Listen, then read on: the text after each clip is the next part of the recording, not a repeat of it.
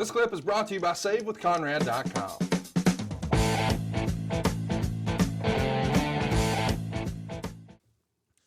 Let me talk a little bit about Jonathan Coachman. It's written here, quote, "There was a lot of heat on Jonathan Coachman over the past week. Coachman has his full-time job at CSTV, and even though he's charismatic, people with outside interests must pay.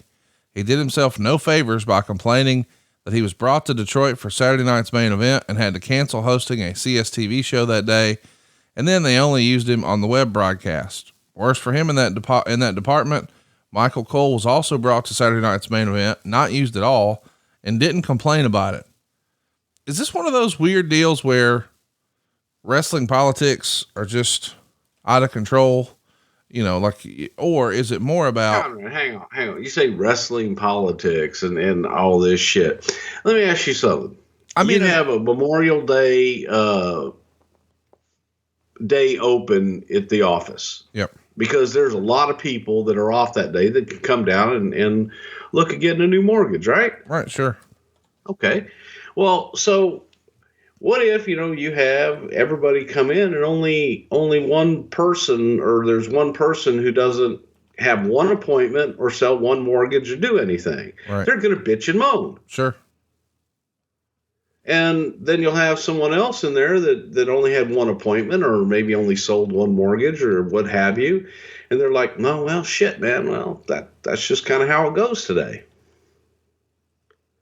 That's just shit that happens sometimes. I don't think anybody says, oh, well, coach, coach is coach. And coach is very talented, and same thing, it's I think that people get frustrated at times and forget about, well, you know what? They could have not brought me in at all because they had absolutely zero for me. That's what I mean is I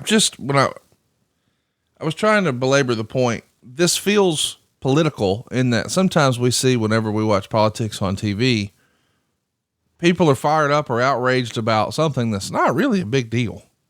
But we've got to create content for our television program. So we're going to make something that's not a big deal into a big deal. I mean, over the years, my God, how many talent have been brought to a wrestling show and then plans change, Conrad, and they're not used? Like, this is not unique to wrestling or television.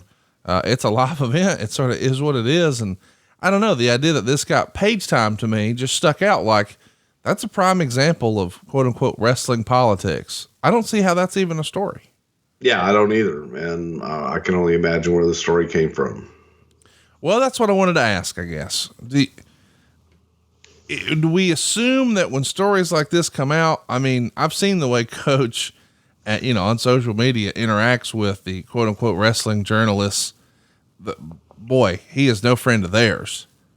How does this get out there?